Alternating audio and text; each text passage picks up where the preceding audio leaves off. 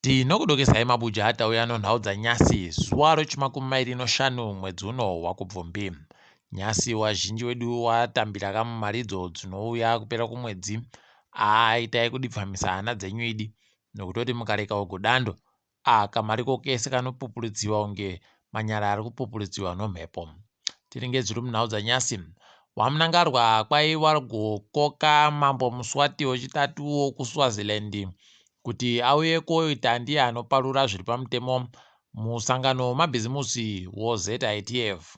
Rekai tione ipapa kuti zvinenge zvipera sei, asi wazhinji waribe kufara nazvo nokuti wari kuti wamunangarwa wari kuramba wachindounganidza vanhu vanoita zvakanyangaritsa kunyika dzavo kuti wauye mumhera mavo.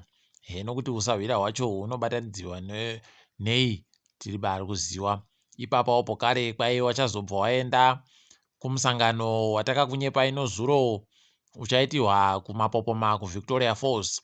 Kwai musangano uyu uchange uina wakagame waHichilema nawachakwera. Tichange chizokunyepai ipo zvinenge zvichiitika.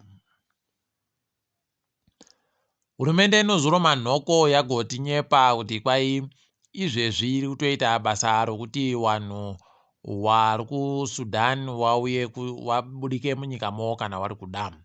Kwai kuna vanhu vanosvika 100 chaiwo vomunyika medu wanga wari muguta guru roSudan. Izvezvi wari kufara kutinyepa kuti kwai vanhuwo wakagobva munzvimbo yeSudan kuenda kunzvimbo inosvikira zvikepe yoPort Sudan. Aiwatoramba achizvitenda izvi. Rekai tione kuti zvinosvika papi. Wanoreketa makwai wagoreketayo kuti kwai Wicknell Chivayo agotenga imwe mwotika apo kare yorudzi Royce kubva iko kuBulletin. Kana chiri chokwadi pakaita kuoma chaiko. Aiwa wanobva waita kuita kunyatsoita kuita chifinhu chaicho kuti munyatsoita kunyongosva mwoyo chaiko kuti muone kuti munogoya dini paribe chokuwaita. Rekai waite nguva yavo yedu ichasvikawo tondoramba takadando. Kwai wamunangarwa wagoramba wakatotsika madziro izvezvi wari kutoita kusenzesa chicheriwa choLithium kuti kwai nyika dzakaita sana America nokuti dzakawaisirawo zvirango zvoupfumi dzitadze kuchiboya chomunyika muno. Izvezvi wagotosenzesa anonzi Glenn Jenkins kuti agorekete kuti nyika yacheyo America inofanira kuti isiyane nazvo zvokuisa zvirango zvoupfumi nokuti zviri kuita kuti watadze kupfumvura panyaya yochichiriwa choLithium chichi. Rekai tione kuti zvinombopera sei, peno ichokwadi peno manyepo. Bato roCCC Citizens Coalition for Change ragoreketa kuti ipapa ari kuhwadziwa fani nozviri kuitika nokuti hurumende iri kubva yaratidza pachena kutoti waribe kana simba kana hanya nokuti wasunge vanhu vakanenedzewa munyaya yegold mafia. Kureketa kuno pano nyaya zvinonaro. Ticharamba takaringa kuona kuti zvinenge zvimbopera sei ipapa. Asi wazhinji waribe kufara nokutoti zviri kuratidza pachena kutoti wakuru wehurumende wari kudaba zvokuti wasunge vanhuwo vainenedzewa. Ipapa apa wamwe waigotoreketa wegani zvavo wachibudika wachireketa wegani.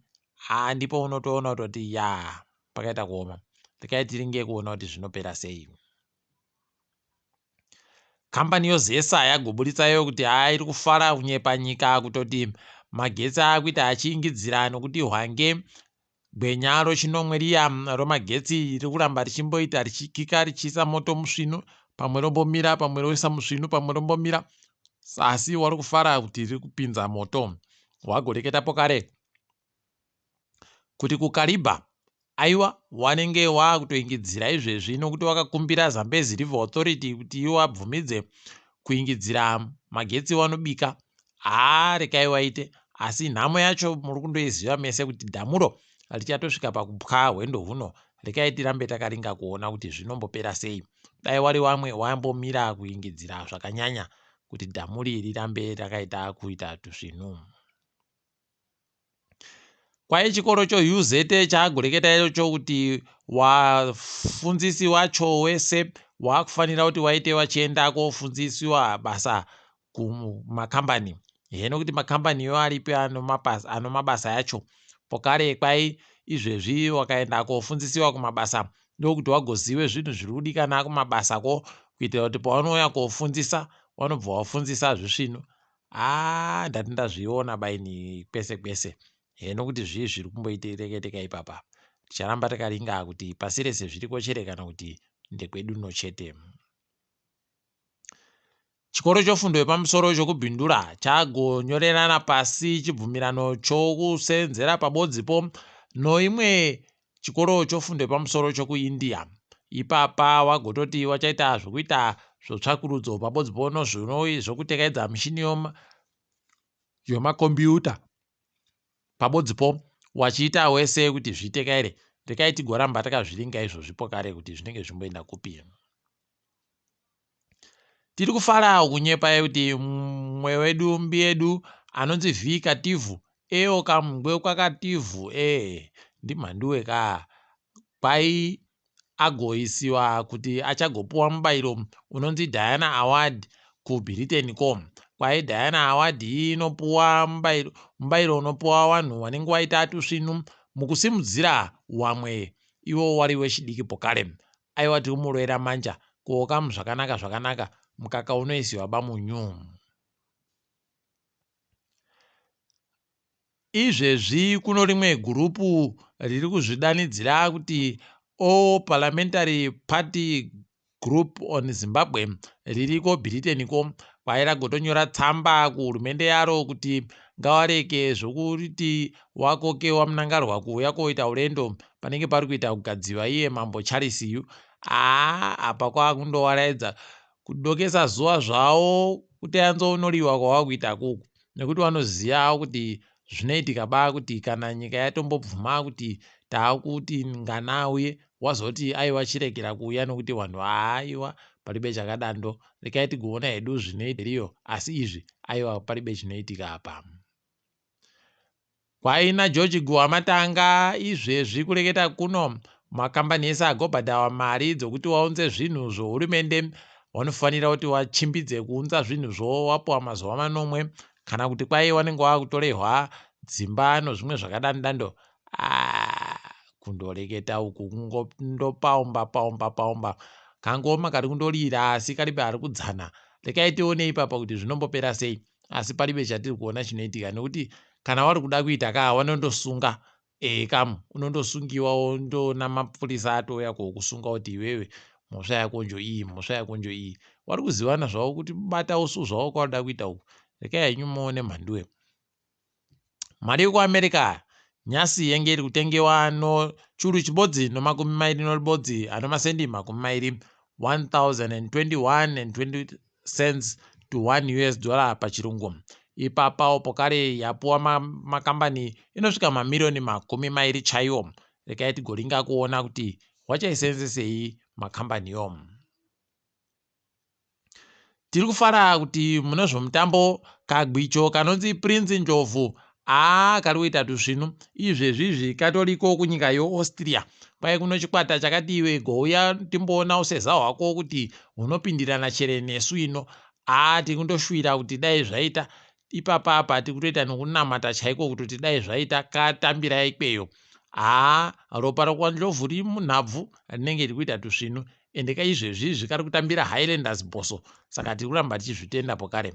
Rekai tiringe dziri kuitika pasi rese.